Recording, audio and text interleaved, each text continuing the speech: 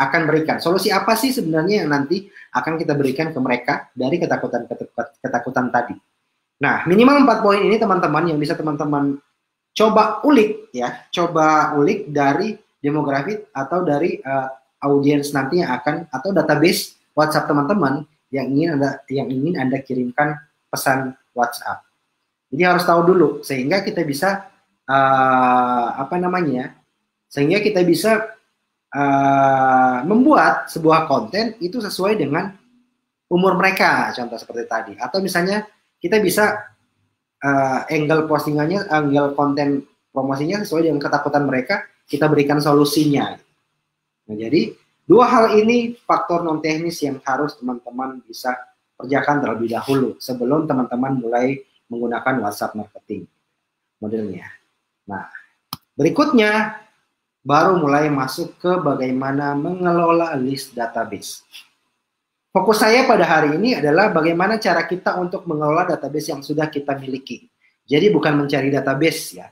Bagaimana mengelola database yang kita miliki, yang sudah kita miliki modelnya. Nah, ada flow yang kita buat ya. Jadi ini customer ya, teman-teman pasti sudah paham lah kalau misalnya lihat piramid seperti ini, sales funnel seperti ini sudah paham gitu. Nah, secara umum kalau di WhatsApp marketing itu hanya dibagi 3 ya.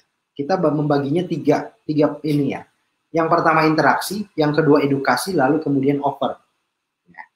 Jadi ada interaksi kemudian edukasi. Di bagian awareness ini ya, kalau misalnya di sales funnel secara umum, di bagian awareness ini kita fokusnya adalah interaksi. Lalu di knowledge ya, kalau misalnya di ininya itu di bagian edukasi. Keputusan atau decision itu baru kita offer. Ya, seperti itu. Nah, interaksi seperti apa teman-teman? Jadi ingat tadi yang saya sampaikan di awal, bahwa WhatsApp marketing itu berbeda dengan kanal promosi yang lain. WhatsApp marketing langsung masuk menuju ranah privasi mereka masing-masing. Sehingga menciptakan interaksi intens dengan mereka itu adalah kunci utama. Bagaimana membangun kedekatan dengan mereka. Sehingga kita harus tahu dulu demografi mereka seperti apa. Paham ya maksudnya ya? Ini fungsinya gitu. Jadi kita bisa berinteraksi dengan mereka, kita ngobrol dulu dengan mereka, sehingga apa? Sehingga potensi untuk kita bisa save nomor mereka dan mereka save nomor kita itu bisa terjalin. Goals utamanya adalah itu di bagian interaksi ini. Jadi pertama kita mencoba berinteraksi dengan mereka, nanya kabar, gimana kabarnya, gimana bisnisnya, gimana keluarga dan sebagainya. Intinya adalah berinteraksi, membuat mereka senyaman mungkin bisa ngobrol dengan kita di WhatsApp. Karena tadi ini ranah privasi. Ya, teman-teman. Jadi, poin pertama adalah bagaimana cara kita untuk bisa berinteraksi dengan mereka. Jadi, nggak boleh langsung hantam promo, harus langsung hantam broadcast massal dan sebagainya, itu nggak bisa gitu. Percayalah, lebih banyak penolakannya ketimbang menerima postingan-postingan atau konten yang akan kita kirimkan nanti. Jadi, intinya adalah bagaimana kita menciptakan interaksi tersebut. Kita SKSD lah dengan mereka, sehingga kita bisa save nomornya. Nah, yang berikut baru di broadcast atau mengedukasi. Nah, ini step-step yang saya lakukan ketika misalnya membuat konten-konten edukasi ke orang-orang. Ya, jadi di langkah kedua adalah, ntar saya minum air dulu ya.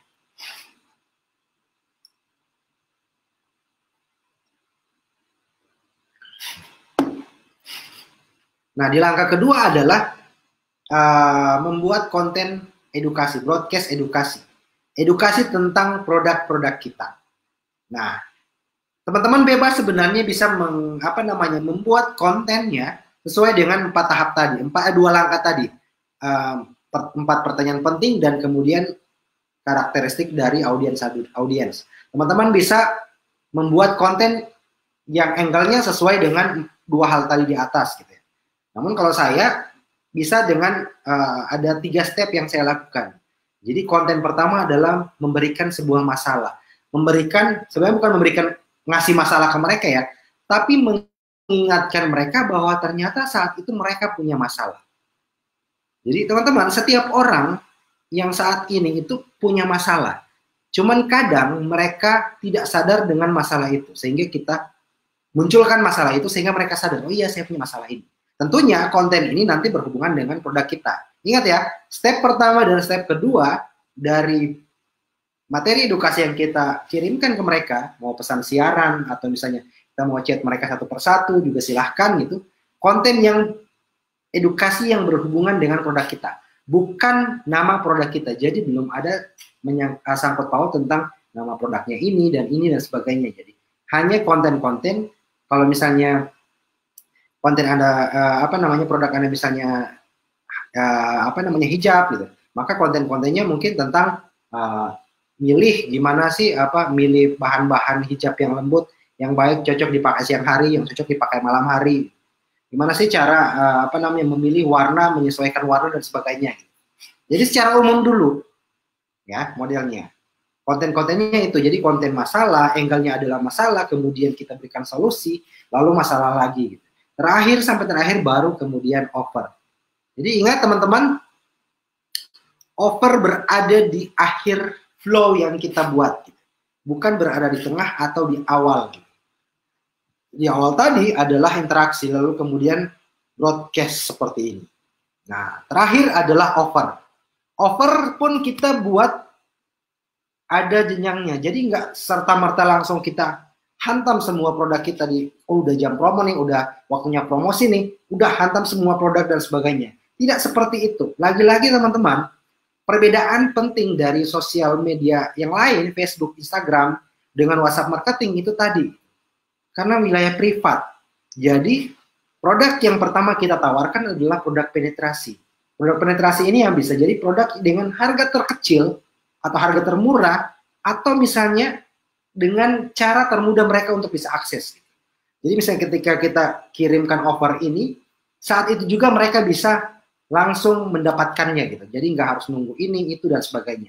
Mungkin paham maksudnya ya? Jadi harus ada produk penetrasi dulu. Nah, kemudian di langkah kedua, di offer kita baru mulai ada upselling, bundling produknya. Gitu. Misalnya pertama kita jualannya misalnya ciput. Misalnya produk utama kita adalah gamis. Produk utama kita adalah gamis. Yang pertama yang kita lakukan adalah kita jualan ciput dulu gitu. Setelah itu baru di upselling ke gamis ketika sudah lolos gitu. Setelah itu kalau misalnya dia udah repeat ordernya tinggi dan sebagainya, baru kita tawarkan partnership, kerjasama, entah mau jadi reseller, distributor, agen, atau mau jadi kerjasama bisnis yang lain seperti apa gitu. Jadi ada tahapan-tahapannya, sehingga sangat penting untuk bisa mengklasifikasikan database-nya. Bahkan di offer ini sudah kita bisa mengklasifikasikan 3 label ya, kalau misalnya di chattingan. Yang pertama adalah orang-orang yang baru beli produk penetrasi, yang kedua yang sudah kita upselling, dan yang ketiga adalah yang nanti kita akan tawarkan kerjasama, entah reseller, distributor, atau agen, atau kerjasama bisnis yang lain. Nah, itu offer yang harus kita buat. Gitu.